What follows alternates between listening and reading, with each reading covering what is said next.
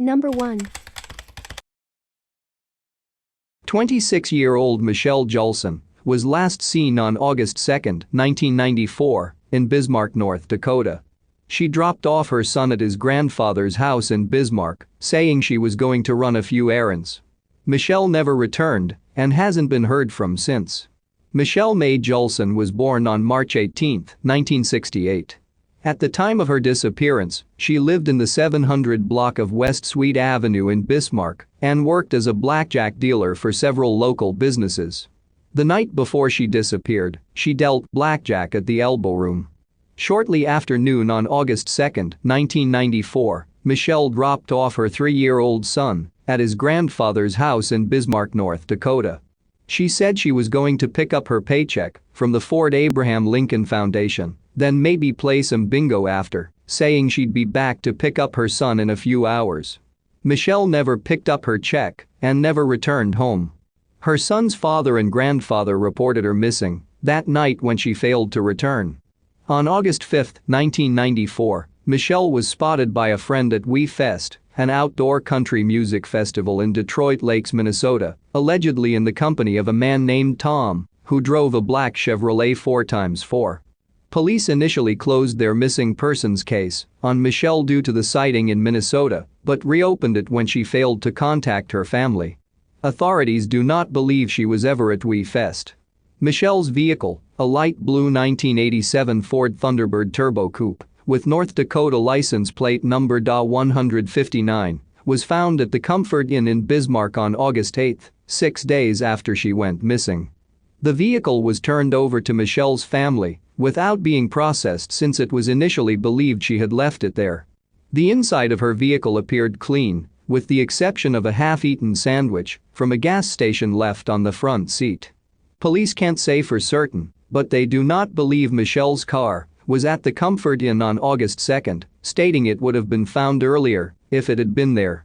Michele's father told authorities he found some scoria rock near the intake manifold of the vehicle, which could be significant since there is little scoria around Bismarck. Foul play is suspected in Michele's disappearance, and her location remains unknown. Police do not believe she left Bismarck voluntarily. She was close with her family, and they don't believe she would have abandoned them or her son. Her case remains unsolved. Caucasian female born on March 18, 1968. She has brown hair, blue eyes, stands 5'6", and weighs 155 pounds.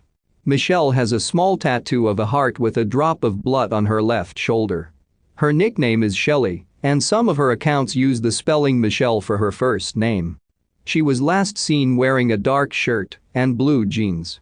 If you have any information regarding the disappearance of Michele Julson, please contact the Bismarck Police Department at 701-223-1212 or the North Dakota Bureau of Criminal Investigation tip line at 800-472-2185. Number 2.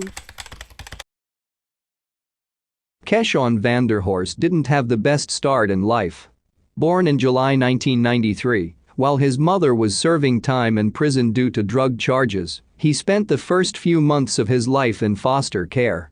Tina Vanderhorst had already given birth to 6 children before Keshawn, but none of her children lived with her.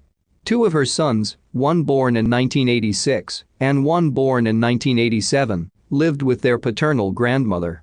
Tina would occasionally see them, but played no real part in their upbringing. Her other 4 children had all died as infants. 3 of these deaths were attributed to SIDS, while the 4th baby never even got the chance to leave the hospital. She spent her entire life in the hospital, born dangerously premature and addicted to crack cocaine. Weighing only 1 pound, 1 ounce at birth, she died when she was only a month old. Despite her troubled past, Tina seemed to be trying to put her life back together. By November of 1994, she was out of prison and had gotten her own apartment in North Philadelphia. At a family court hearing on November 10, the Department of Human Services, DHS, stated their plan to return 16-month-old Keshawn to his mother. Ted Gorka, a lawyer who had been appointed by the court to act as Keshawn's advocate, objected to this. He told the court that while he wasn't against reuniting Tina and her son at some point, he felt it was too soon. Reminding the judge about the 4 children who had already died, he recommended that Keshon remain in foster care. The judge ruled in favor of DHS. Keshon was to be returned to his mother under DHS supervision, and the judge told the DHS social worker to consult with Ted Gorka about the services they would provide to Tina. When the social worker told Ted that they would not begin providing any home services until after January 1, almost 2 months later, Ted wasn't happy. He called a DHS supervisor and told her that it would be in Keshon's best interest for them to check in with Tina more frequently. The supervisor refused. Because Tina had never been accused of neglecting or abusing Keshon, he was not considered to be high risk. The supervisor told Ted that if he was really worried, he could just check on the child himself. Annoyed, Ted gave DHS a chilling warning. This case was a headline waiting to happen. There was nothing he could do but wait it out and hope for the best. Initially, everything seemed to be going fine, and it looked as if Ted Gorka's fears were unfounded. Neighbors all agreed that Tina seemed to be doing everything she could to be the best mother possible, and Keshon always appeared clean and properly cared for. It was a common sight to see Tina walking down the sidewalk, trailed by Keshon on his little red tricycle. Tina rarely went anywhere without the child. Money was tight and a babysitter was a luxury she couldn't afford, and the entire community embraced Keshon. Vincent McCrary, who worked at a fruit stand on Cecil B. Moore Avenue, would watch Keshon 2 or 3 times a week. Tina would drop the boy off at the fruit stand, plunking him down on a chair and telling him she'd be right back. Keshon would always cry as Tina walked away, but Vincent soon learned that sugar-frosted tangerine candy and banana taffy would quickly put the smile back on his little face. The fruit stand wasn't the only business where Tina would leave her son. Kevin Roberts, who worked at Young's Market, would also watch Keshon. He called the toddler Little Shorty and would give him orange and lime popsicles. Tina would usually be gone for around 30 minutes, and Keshon would pass the time by running up and down the aisles of the market. In early January, Family Support Services, a private agency contracted by DHS, began sending a social worker to Tina's apartment on a weekly basis. Social workers provided Tina with counseling and made sure she was properly taking care of Keshon. None of them had anything negative to say about Tina. She had attended some of the parenting classes sponsored by the agency and seemed to be a wonderful mother. Tina had told some of the social workers that she was working hard to build a better life for her son, and she began taking culinary classes.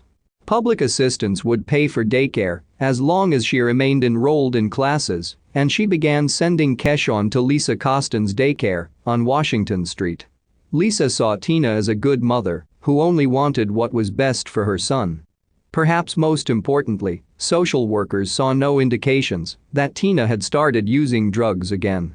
It was starting to look as if she had beaten the odds and was winning her battle to turn her life around.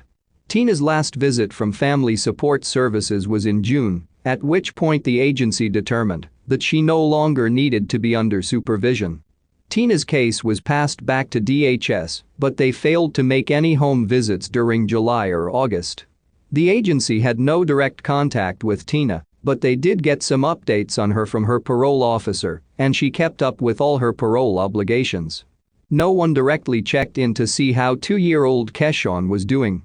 DHS and Ted Gorka would once again face off in court on August 10, 1995. DHS wanted to close Tina's case. As far as the agency was concerned, there was nothing to indicate that Tina needed to be under any additional supervision. Ted did not agree, and he urged the court not to close the case. He knew he was the only person looking out solely for Keshon's welfare, and he still had some concerns about the toddler. He conceded that Tina had appeared to make a lot of progress, but thought it was still too early for DHS to pull out of the case altogether. After hearing from both sides, the judge ruled in favor of DHS. Though she would still have to stay in regular contact with her parole officer, Tina would no longer receive any visits from DHS. There was no denying that Tina had made great strides towards getting her life back together, but at some point that August, things started to fall apart. She had been dating a man named James Simmons, but towards the end of summer the relationship went sour. Tina was so upset by the breakup that she stopped attending her culinary classes. This meant she had to pull Keshawn out of daycare because public assistance would no longer pay for it. One day in September, Tina's neighbors became concerned when they saw that Keshawn had somehow managed to pull himself up onto a windowsill in the apartment. The boy stayed in the window for over 30 minutes, alternating between sobbing and wailing the entire time. Neighbors were unsure why Tina wasn't responding to the child's cries, but the reason soon became apparent: Tina wasn't in the apartment. She had left Keshawn there alone, something no one had ever seen her do before. Finally, the cries became too much for the neighbors to bear. A teenaged boy pried the window open and pulled Keshawn outside. Unsure what to do next, he stood there and rocked the inconsolable toddler, whispering soothing words to calm him down. Eventually, Tina came walking down the street. If she was at all surprised to find a crowd of people congregating around her open window with her son, she didn't show it. Wordlessly, she grabbed Keshawn and went inside. She didn't offer any kind of explanation about where she had been, and she didn't express any gratitude towards those who had been watching her son. All the neighbors could do was look at each other and shrug. Though she had showed no reaction, it appears that Tina did learn a lesson about not leaving her son home alone. When she needed to go somewhere the following week, she asked one of her neighbors if she could watch Keshawn for 15 minutes. The woman, who had 3 children of her own, was more than happy to watch the boy. A few hours later, Tina had still not returned. The woman had no idea where she had gone and when or if she was coming back, and Keshawn desperately needed a clean diaper.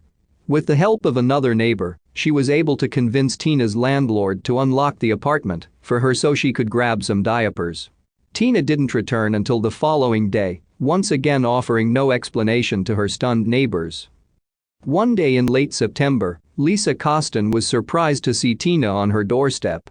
Since she no longer brought Keshawn to Lisa's daycare, the two women hadn't seen each other for over a month. It was around 1 p.m. when Tina showed up, and it was immediately clear that she was very intoxicated. She was alone, and she told Lisa that Keshawn was with his father. She was still very upset about her breakup with James, and Lisa did her best to console her. After they chatted for an hour or so, Tina asked if she could borrow some money for food. Lisa handed over some cash, and Tina gave her a big hug and kiss, telling her that she would come back to visit her soon, and she would bring Keshawn along to see her. With a final wave, she walked away. Tina's sister, Kim, had visited Tina and Keshawn at their apartment on September 24, but she didn't hear anything from her sister after that. By October 13, she was worried enough that she called the police and reported Tina and Keshawn missing. Tina's landlord told police that he had last seen Keshawn about 3 weeks prior, though his brother had seen Tina the previous week.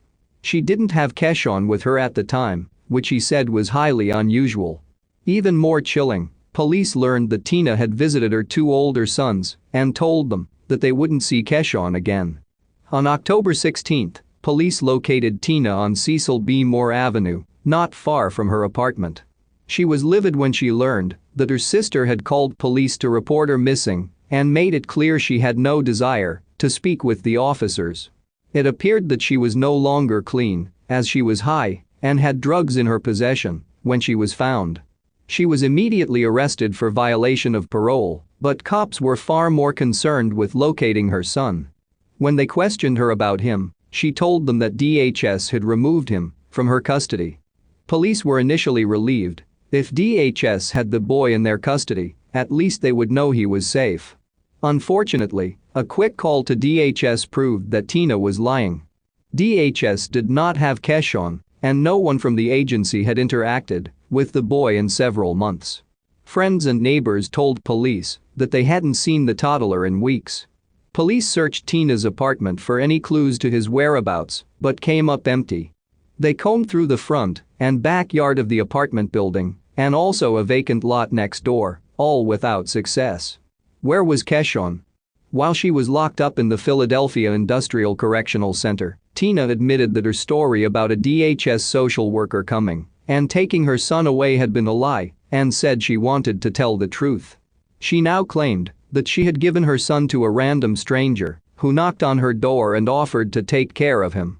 Police were stunned. They sat and listened as Tina told them a story that was far too unbelievable to be true. She told them that there had been a knock on her door on the afternoon of September 25th, and when she answered it, she found a woman she had never seen before standing on her doorstep. She allowed the woman, who said her name was Virginia Graham, to come into her apartment. She described Virginia as a well-dressed black woman, about 5 feet 4 inches tall, with a medium build. She was wearing a maroon shirt and a cream-colored jacket and had designer fingernails. She told Tina that she had been sent there by someone who knew that Tina was having some difficulties in taking care. During the next few months, Tina's story would change a couple more times. At one point she said she had dropped Keshawn off at the fruit stand but couldn't remember if she ever brought him home. The story she finally seemed to settle on, that she sold Keshawn to a woman she didn't know for $500 to buy crack cocaine. Police were convinced that drugs definitely had something to do with the case, but they expressed doubts that Keshawn was still alive. When the homicide team took over the investigation, Ted Gorka was horrified. It was the outcome he had tried to warn the court about the previous year. The lawyer was devastated. The case was indeed making headlines now, exactly as he had predicted.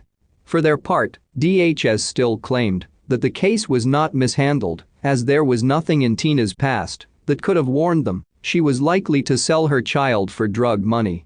Originally, Tina opted for a trial, and it was scheduled for November of 1996. The day the trial was supposed to start, however, Tina decided to plead no contest to charges of selling an infant and endangering the welfare of a child. Tina did not challenge the charges that she sold her son to a stranger in exchange for money to buy cocaine. She claimed that she let drugs take control of her and that she never meant for any harm to come to her child. Despite an intense search encompassing most of the eastern seaboard, police were never able to determine exactly what happened to Keshawn. When Tina reported for sentencing in January of 1997, she once again changed her story about exactly what had happened to her son. While she still admitted she gave Keshawn to a stranger who knocked on her door, she was once again claiming that she believed the woman was from DHS and she didn't have a choice but to give her the baby. She denied selling her son and using the money for drugs, despite the fact that she had admitted to it all in court 2 months before. She was sentenced to a maximum of 7 years in prison. Keshawn Vanderhorst has never been located, and police are not sure if he is alive or dead. As with all missing children cases, there have been many rumors and theories over the years. Some people believed that Tina's ex-boyfriend was responsible for Keshawn's disappearance. According to friends, he was aware of Tina's problems with drugs and alcohol and had threatened to have Keshawn removed from her custody because of her addictions. Police were unable to track down his movements after August of 1995, when he moved out of his apartment on Allegheny Avenue and cut off all ties with Tina.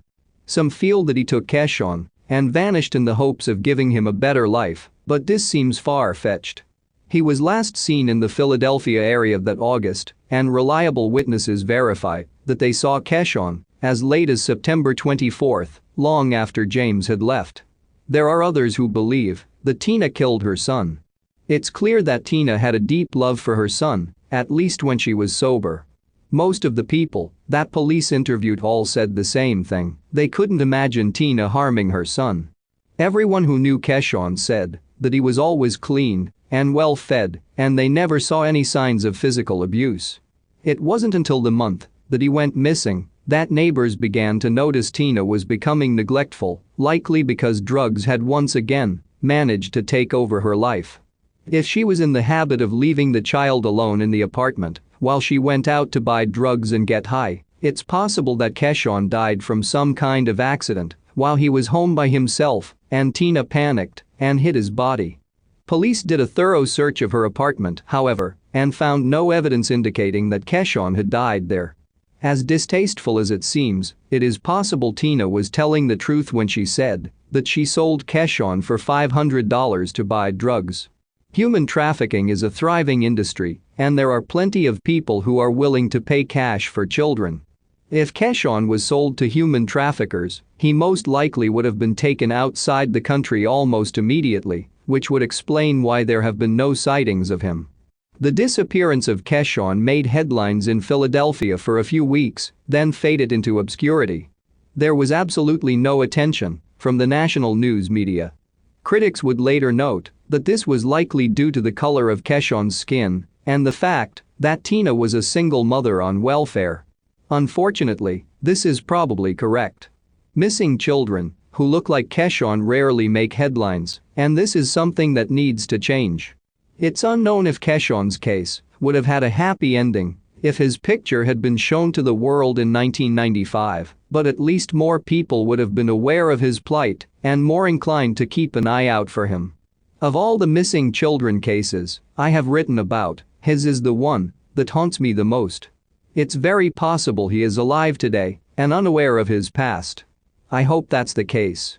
Sadly, there was no happy ending for Tina Vanderhorst. In October of 2016, she was arrested and charged with murder, arson, and robbery after she allegedly stabbed a Germantown man 77 times and then set fire to his apartment. She was homeless at the time of the crime.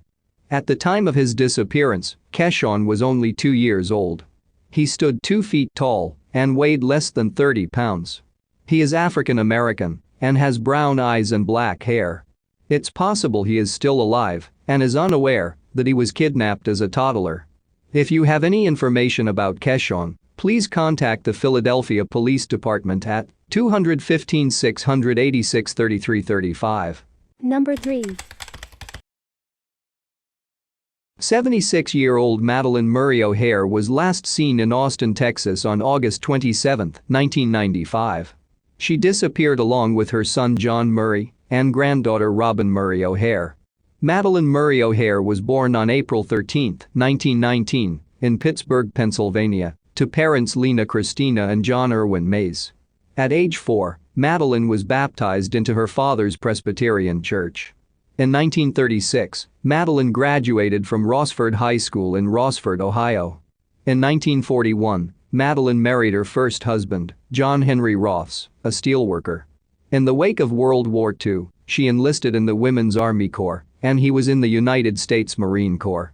In 1945, Madalyn began a romantic relationship with William J. Murray Jr., a married officer, while they were stationed in Italy.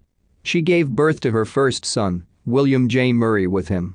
Madalyn divorced Roths and took Murray's name, but never married him. As a Roman Catholic, the officer refused to leave his wife. In 1949, Madalyn graduated from South Texas College of Law with a law degree. In 1954, she gave birth to a second son, John Garth Murray, with boyfriend Michael Fiorillo. Between 1957 and 1960, Madalyn began attending socialist group meetings. She attempted to defect to the Soviet Union on 2 occasions, but was denied entry. In 1959, Madalyn enrolled her son William at Woodbourne Junior High, which held mandatory classroom prayers and Bible readings. In 1960, Madalyn proceeded to file a lawsuit against the Baltimore public school system to remove prayer from schools. In 1963, Madalyn founded American Atheists, a non-profit organization dedicated to defending the civil liberties of atheists and advocating separation of church and state. On June 17, 1963, the U.S. Supreme Court upheld her position in Abington School Dist. V. Skemp and Murray v. Curletand. The landmark ruling declared that school-sponsored Bible reading in U.S. public schools was unconstitutional. Her involvement in the legal fight made her a national figure. After the decision, Madalyn and her family moved to Hawaii and Mexico before settling in Austin, Texas in 1965. She married her second husband, Richard O'Hare, a former U.S. Marine and FBI informant. In 1980, Madalyn disavowed her oldest son when he converted to Christianity at Gateway Baptist Church in Dallas. He later published a memoir about his spiritual journey from a drug-using alcoholic to becoming a Baptist minister. At the time of her disappearance, Madalyn worked at American Atheists with her second son John Murray and granddaughter, Robin Murray O'Hare. Robin was the daughter of William Murray, whom Madalyn adopted after he became estranged from the family. The trio lived in Madalyn's large home, which was also the American Atheists' General Headquarters office, at 3702 Greystone Drive in Austin, Texas. On August 27, 1995, Madalyn, John, and Robin were seen at their home at 3702 Greystone Drive in Austin, Texas. The next day, an employee found a note on the locked door that read, "The Murray O'Hare family has been called out of town on an emergency basis.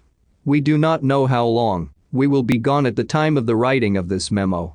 A few days after their disappearance, American Atheists employees continued to receive phone calls from Robin and John. They wouldn't say what they were doing, but assured them that they would be home eventually. Their voices reportedly sounded strained and disturbed. By September 28, 1995, all communication between the Murray O'Hares and members of the organization stopped. Madalyn Murray O'Hare, John Murray, and Robin Murray O'Hare never returned home and have not been heard from since.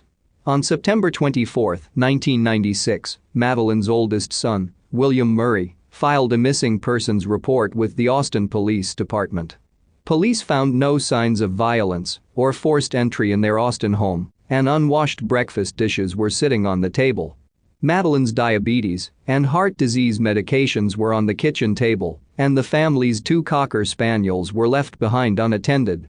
On September 4, 1995, an ad appeared in a San Antonio newspaper to sell John Murray's vehicle, a 1988 Mercedes 300, which included his cell phone number.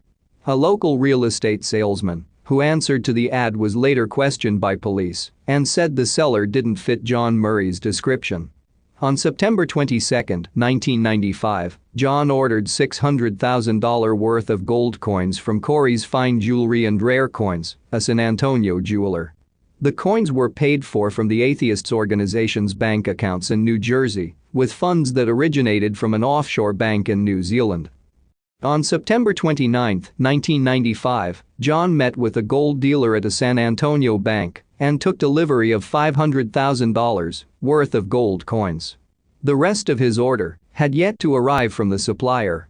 On October 2, 1995, the final $100,000 worth of coins arrived, but John never collected it and stopped answering his cell phone. On October 2, 1995, the final $100,000 worth of coins arrived, but John never collected it and stopped answering his cell phone. During September of 1995, authorities found out that over 200 phone calls were made from John's cell phone to various financial institutions, jewelers, overseas long-distance services, and travel agencies. In October 1996, Robin's vehicle, a 1985 Porsche 944, was found abandoned at the Austin airport. On October 2, 1995, a male body, with the head and hands missing, was found in a wooded area near the banks of the Trinity River in Dallas. With no face, fingerprints, clothing or ID, the man remained unidentified for 3 years. In June 1998, authorities received a tip from a San Antonio reporter saying that a small-time con man named Danny Fry might be linked to the disappearances of the O'Hares and Murray. Authorities eventually found a possible connection between Fry and the unidentified body, and in January of 1999 DNA tests positively identified the body as belonging to Danny Fry. In the summer of 1995, Fry had traveled to Austin, Texas, to visit his friend David Roland Waters. In September 1995, he started phoning his family from San Antonio, at the same time the O'Hares and Murray disappeared. In March 1995, Carr had just been released from prison after serving 21 years for 2 armed robberies and the violent kidnapping of a judge's daughter. In July 1995, Gary Paul Carr moved to David Roland Waters' apartment in Texas. He and Waters had been jail mates in an Illinois prison in the 80s. On March 24, 1999, Gary Paul Carr was arrested on weapons charges. Investigators found 2 loaded handguns in his apartment, which was illegal for a convicted felon. In December 1999, Gary Paul Carr was charged with kidnapping, extortion, and robbery in the disappearance of Madalyn Murray O'Hare and her 2 relatives. Authorities believe that Waters, along with his 2 accomplices Gary Paul Carr and Danny Fry, kidnapped Madalyn, John, and Robin and held them in San Antonio, Texas. For over a month, they extorted $610,000 from them before killing the three and disposing of their bodies. A few days later, Fry was also murdered by Carr and Waters. On June 3, 2000, Gary Paul Carr was found guilty of conspiracy to commit extortion, traveling interstate to commit violent acts, money laundering, and interstate transportation of stolen property. In August 2000, Gary Paul Carr was sentenced to life in prison. He was acquitted of conspiring to kidnap in the disappearance case of Madalyn, John, and Robin because their bodies had yet to be located. In 1965, Waters served 8 years in an Illinois prison on a murder conviction. During his time in prison, he met Danny Fry and Gary Paul Carr. Between 1993 and 1995, Waters worked as an office manager for Madalyn's American Atheists organization. He was fired in the spring of 1995 when it was discovered that he stolen $54,400 from the organization. On March 24, 1999, investigators executed a search warrant on Waters' apartment and car. Waters was arrested on weapons charges when police uncovered a cache of 119 rounds of ammunition, which was a violation of his parole. On January 27, 2001, Waters confessed to his role in the kidnapping and murder of Madalyn Murray O'Hare, John Murray, and Robin O'Hare. He agreed to lead authorities to their grave site on a Southwest Texas ranch as part of a plea bargain with prosecutors. On March 15, 2001, 3 sets of skeletal remains discovered in a remote ranch 90 miles west of San Antonio, in Camp Wood, Texas, were identified as Madalyn Murray O'Hare, John Murray, and Robin Murray O'Hare. The remains had been dismembered before they were buried. Madalyn and Robin's cause of death could not be determined, but John's body showed signs of blunt force trauma to the skull that might have led to his death. David Roland Waters pleaded guilty to conspiracy to kidnap, robbery, and murder in the disappearance of Madalyn Murray O'Hare, John Murray, and Robin O'Hare. On March 30, 2001, David Roland Waters was sentenced to 20 years in prison as part of the plea bargain. He was also ordered to pay back a total of $543,665 to the United Secularists of America and to the estates of the Murray O'Hares. On January 27, 2003, Waters died of lung cancer at the Federal Medical Center in Butner, North Carolina. Number 4. 66-year-old Robert James Wykel was last seen in Burien, Washington on February 21, 1996. He disappeared after going to check out a vintage Ford Thunderbird he planned to buy in Pierce County, Washington, accompanied by his friend Myron Wynn. Robert James Wykel was born on May 18, 1930, in Cook County, Illinois. He was married to wife Joan Tignino, but later divorced. They had a daughter together who lived in Illinois. In the early 1990s, Wykel moved to Burien, Seattle, where he worked as a sheet metal worker. After retiring, he spent time restoring classic cars that he bought at auto auctions and reselling them for a profit. Also known for his passion in fine jewelry, he constantly wore a 1.25-carat diamond ring even when working on cars. In February of 1996, Wykel was told by Myron Wynn, an acquaintance he befriended at a White Center McDonald's, that a soldier from Fort Lewis, Tacoma, was selling a 1961 Ford Thunderbird. Wykel quickly became interested in the car and withdrew $5,200 from his bank account on February 12. On February 21, 1996, Wykel made arrangements to pick up the car the next morning. Wykel never returned home and has not been heard from since. His neighbor grew concerned when Wykel did not return home after a few days. His vehicle was missing from his driveway and his mail was piling up. Wykel's family in Illinois also grew concerned when messages and phone calls to him went unanswered. On March 13, 1996, Robert Wykel was reported missing to the King County Sheriff's Office by his neighbor when he found a notice in his mail showing Wykel's vehicle was impounded from a nearby park and ride lot. On March 11, 1996, a 1989 Mercedes-Benz convertible coupe was discovered abandoned in a park and ride lot. Police found Wykel's empty wallet inside. Foul play wasn't initially considered, and investigators believed he might have traveled abroad, though no travel records were found. Wykel had traveled to Argentina in the past and had friends still living there.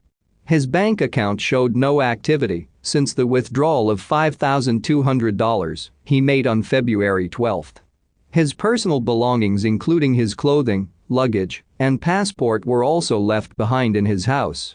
Investigators learned from Myron Wynn's sister that a man fitting Wykel's description was seen accompanied by Wynn on February 23, 1996 in Thurston County, Washington. She told police that they were on their way to buy a Thunderbird and had stopped by her house at Mother Nature's Acres before leaving around 3 p.m. that day. Wynn was asked to take a polygraph test, for which he initially agreed but later avoided and subsequently left for Texas. In 1999, authorities reopened the case after new evidence showed that Wynn had given his then-girlfriend a necklace with an unusual diamond back in 1996. Robert Wykel owned and constantly wore a custom-designed European-cut diamond ring. Police suspected that robbery was the motive for his murder. Wynn denied being involved in his disappearance and said he found the stone at a bus stop in Burien, the same stop where Wykel's car was found abandoned. On February 2, 2009, Wynn was arrested in Texas and extradited to Washington, where he was charged with first-degree murder in the death of Robert Wykel by the King County Superior Court. On May 13, 2011, Myron Wynn was convicted of first-degree murder in the death of Robert Wykel. He was sentenced to 20 years in prison, but maintained his innocence and planned to appeal. The guilty verdict came following a previous trial that ended in a hung jury in 2010. Robert Wykel's body has never been located. He was declared dead in absentia by his family in 2003. White Caucasian male with short balding brown blonde hair and brown eyes. Wykel is 5'11" tall and weighs 205 to 225 pounds. If you have any information regarding the disappearance of Bob Wykel, please contact the King County Sheriff's Office, 206-296-7530. Number 5. For the final 24 years, Christmas Day has introduced again painful reminiscences for the household of Patty Vaughan, a mother of 3 who disappeared from her Texas house on the vacation underneath suspicious circumstances, by no means to be discovered. Patty, who was 32 on the time, vanished after a blowout argument along with her estranged husband J.R. Vaughan on December 25, 1996 in her house in Lavernia, a small group about 25 miles east of San Antonio. A religious Christian, Patty would have by no means deserted her 3 youngsters, then aged 5, 7, and 9, on Christmas Day, her household has stated. J.R. claimed she stormed out of the home, by no means to be seen once more. However, for years she has been presumed useless, and her household are nonetheless looking for solutions within the case.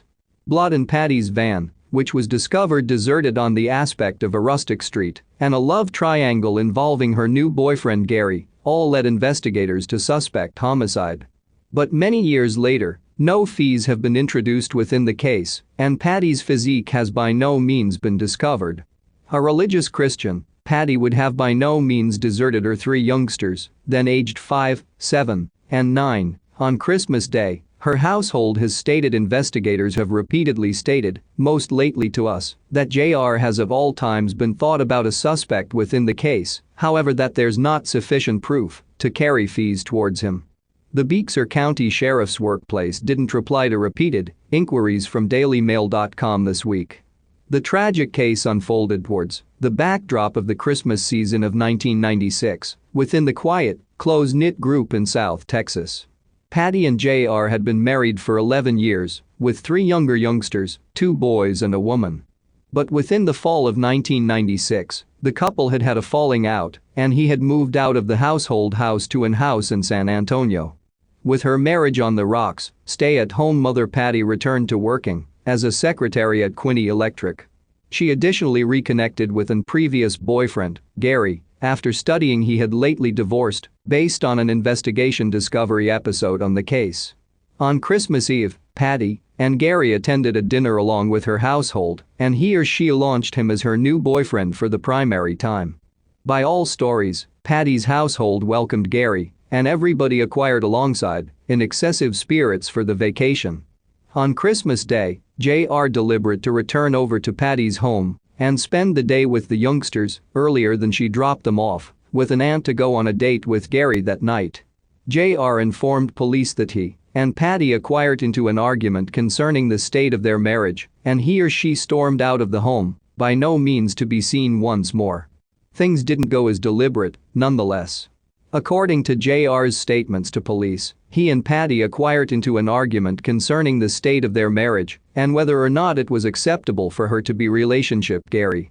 When relations stopped by to see Patty, JR waved them off, telling them that she was within the bedroom and never feeling nicely. Patty's youthful sister Jeannie Eames, then 18 and dwelling in Georgia, did communicate along with her on the cell phone that day to want her a Merry Christmas. Eames stated that JR picked up the cell phone, after which handed it to Patty, who sounded distraught, as if she'd been crying. It can be the final time anybody, except for JR, spoke to the younger mother. According to JR's statements to investigators, the argument boiled over, and Patty grabbed her keys and purse, driving off in her minivan, a blue 1991 Dodge Caravan. Patty's keys and purse had been by no means discovered, however her minivan was. On December 26, one of Patty's co-workers at Quinney Electric noticed a van on the shoulder of Loop 1604 in South Bexar County, a couple of miles from her work and about 15 miles from her house. The co-worker acknowledged the van as Patty's and famous it had a flat tire. Unable to achieve her, the co-worker referred to as JR to get a replica of the van's keys. On December 26, one of Patty's co-workers at Quinney Electric noticed Patty's van above, on the shoulder of a rustic street. A tire appeared to have been deliberately deflated. JR dropped off the keys on his option to file for a divorce from Patty, an ultimatum he informed police that he hoped would drive her to reconcile with him. Patty's co-workers put a spare tire on the van and drove it to the workplace. Investigators later found that the flat tire was not punctured and nonetheless had air and appeared to have been deliberately deflated by letting the air out. Even extra disturbingly, they discovered blood within the van. More traces of blood had been present in her bedroom, restroom and closet. DNA testing later confirmed the blood was Patty's. Days of searches within the space surrounding Patty's house and the situation the place her van was deserted proved fruitless. Police investigated Patty's boyfriend Gary, who stated he had not seen her since Christmas Eve. Gary offered an alibi for Christmas Day and cooperated with the investigation, passing a lie detector take a look at, investigators say. He later died in an automobile crash, and investigators say he was not thought about a viable suspect. Patty, proper, is seen in a household photograph. Her household remains to be looking for solutions 24 years after she disappeared from her house on Christmas Day, leaving 3 youngsters behind. JR additionally submitted to a police interview. However, as police started to focus their suspicions on him, he employed an legal professional who suggested him to not communicate additional on the matter. He has constantly denied any wrongdoing within the case and stated that any foul play that Patty met with should have occurred after she stormed out of the home. Patty's household has lengthy pointed the finger at JR, accusing him of involvement in her disappearance. In February 1997, 2 months after she disappeared, Patty's mother Patsy Wallace was charged with breaking into JR's house and beating him with a baseball bat. The fees had been dropped 16 years later, in 2013, when court docket officers realized the case had by no means been prosecuted. JR later moved out of the state, taking the 3 youngsters with him and reportedly altering his identity. He couldn't be reached for remark by dailymail.com.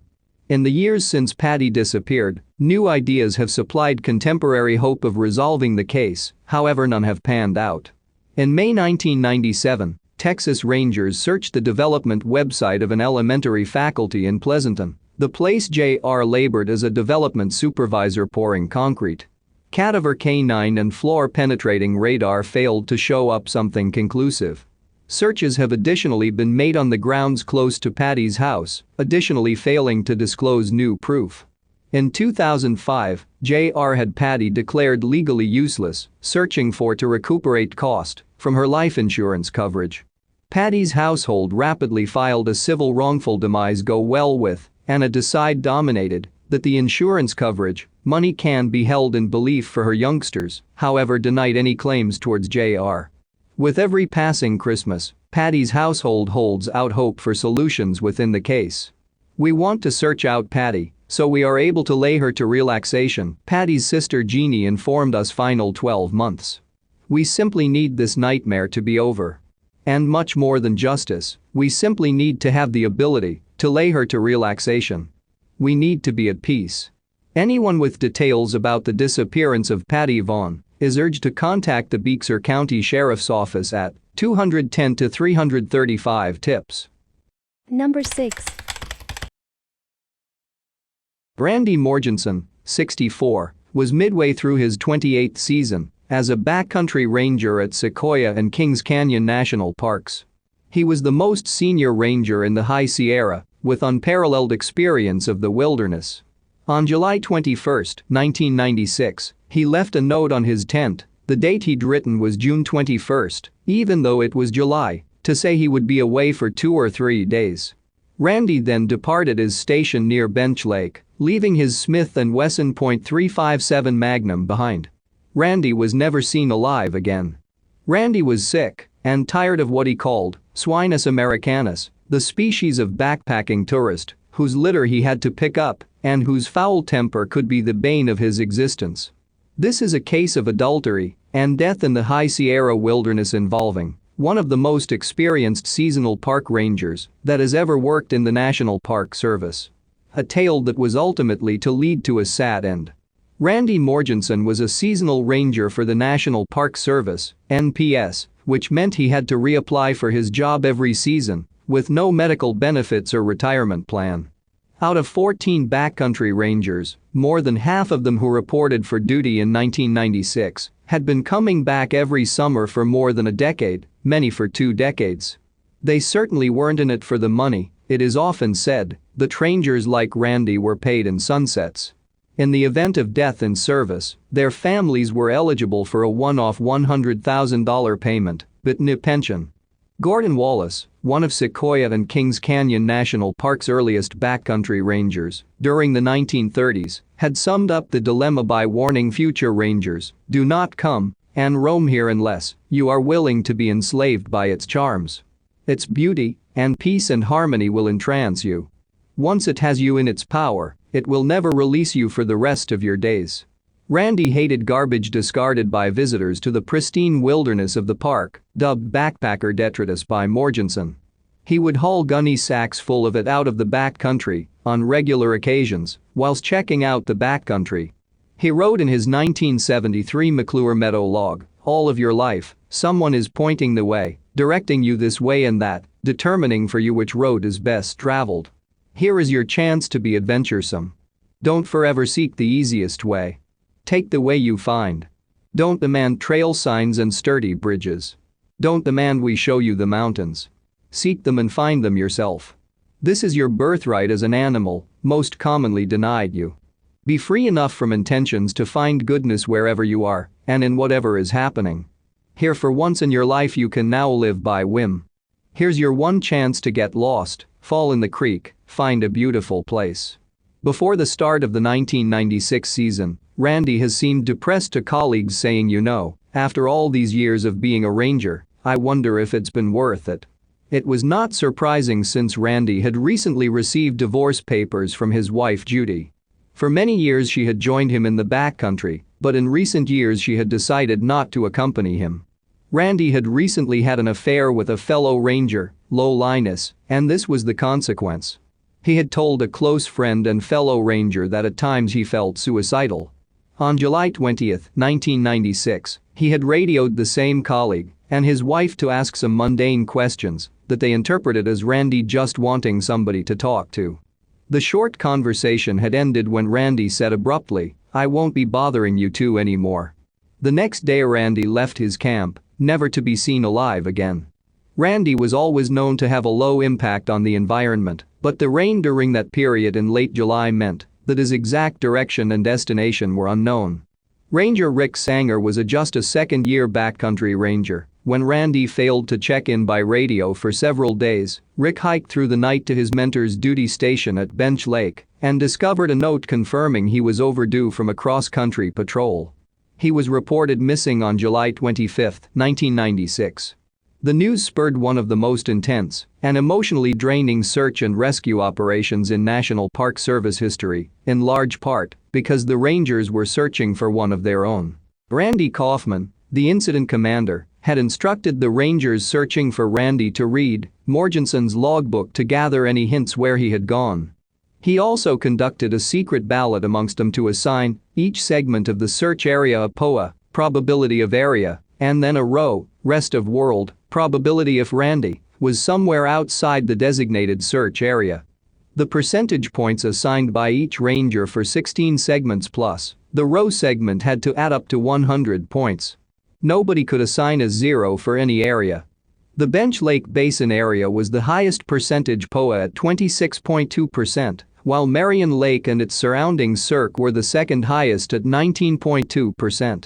The row option was voted as the lowest POA by everybody except Ranger George Durkee, a close friend, who assigned that choice a high percentage, knowing Randy's depressive thoughts at the time. Each segment was between 500 and a gigantic 7,000 acres, making the operation difficult and hazardous to the rescuers. What if Randy didn't want to be found? Nearly 100 rescue personnel searched in 80 square miles of wilderness. They hoped his radio was not working because it was in a dead zone on the mountain or had broken. A short time before his disappearance, Randy's radio had stopped working and he was forced to hike to another station to pick up a replacement. A special investor employed by the Park Service found out that Randy had been threatened with violence on 2 separate recent occasions, but both of these individuals had alibis. Some speculated he had just left the park to start a new life, but Randy's car was found where he'd parked it. Bank records showed no withdrawals and his credit cards were unused. The computer program, Casey, Computer-Aided Search Information Exchange, was used and designed to simplify most of the calculations involved in managing a search emergency. A computer printout provides basic information about how each segment has been searched, air, foot, dog, horse, and how effective the searchers believe they were in clearing that area. Using this method, the leader of the search can cross off search segments once they had been cleared. However, the system presumes the missing person is not on the move and has not re-entered an area already cleared. In addition, segment searches are generally limited to surface areas, meaning they don't factor in locations underwater, underground, or under a rockslide. Over the following days, there was plenty of frustration as dogs followed scents that seemed to abruptly stop and random pieces of gear were found in several different locations, but none could be positively linked to Randy. A FLIR helicopter equipped with an infrared camera picked up a campfire burning on a hillside, but with no one in sight tending it. Eventually, the search was called off with no sign of Randy or a body. Then a letter arrived at Randy and Judy's Morgenson's home in Sedona, Arizona, from Randy. Judy opened the letter and noted it had been postmarked 2 days after his apparent disappearance. Since there is no postal service in the national park, she couldn't understand how Randy could have mailed this letter. That added to the suspicions that had left the area to start a new life away from the NPS. 13 days after Randy had been reported missing, in early August 1996. The official search, which included helicopters, dog teams, and dozens of volunteers, was called off. Not a single trace of Randy had been found, not even a footprint. Finally, in July 2001, 5 years after the search was called off for Randy, a 19-year-old member of a California Conservation Corps trail building crew ventured off-trail and found some remains. The worker found some new evidence near a creek in a gorge in the Window Peak drainage, very near the outermost borders of the search area, below the pools of a waterfall. Rangers were called in and soon discovered a tattered shirt with Morgenson's badge. Then a backpack with the buckle fastened and a boot. On close examination of the boot, which was half submerged in water, it had something white protruding from it, a leg bone. The boot and pack seemed to match the description of gear that Randy reportedly had been using. Investigation and recovery teams were flown in. Shortly after, a functioning, park-issue radio was discovered resting on top of the falls, not at the bottom like the other evidence. It was turned to the on position. This discovery confused matters even more. Although these remains seemed to confirm Randy had been in the mountains the whole time, investigators weren't certain whether this is where Randy had died. Rangers had remembered searching this gorge and crossing at the exact spot where the radio was found. Retired Sierra Sub-District Ranger Alden Nash believes Morgenson had fallen through a snow bridge and broken his leg, and his body had simply been hidden beneath ice throughout the search. Weirdly, during the rescue attempt in 1996, Judy had dreamed of a dead man floating in a lake. "I don't think it was an accident," says Eric Blem, author of The Last Season, a book about the disappearance of Randy Morgenson, well worth a read. Blem says Randy may have wanted to appear to have died on the job to make sure Judy, his wife at the time, got her $100,000 benefit from the government, a policy not honored in the case of suicide. If he wanted to throw off the dogs or sucker people into believing something happened, he did a great job, Blem says. After so many years, with the bones gnawed, there's no way to say exactly what happened. The unofficial Mount Morgenson in memory of Randy is the first peak west of Mount Russell, 0.5 miles away, and just north of Mount Whitney. Mount Morgenson should be distinguished from the west peak of Mount Russell, the higher of Russell's twin summits, which are separated by only 0.1 miles.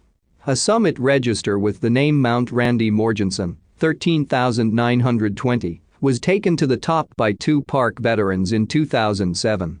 A peak bagger named Richard Piotrowski found the original register missing when he climbed Mount Morgenson on September 20, 2008.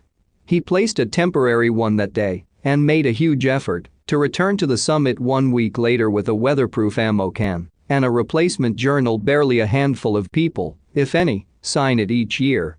Before these registers, the peak was referenced only by its height on USGS maps. Peak 4245 meters, 13,920 plus feet.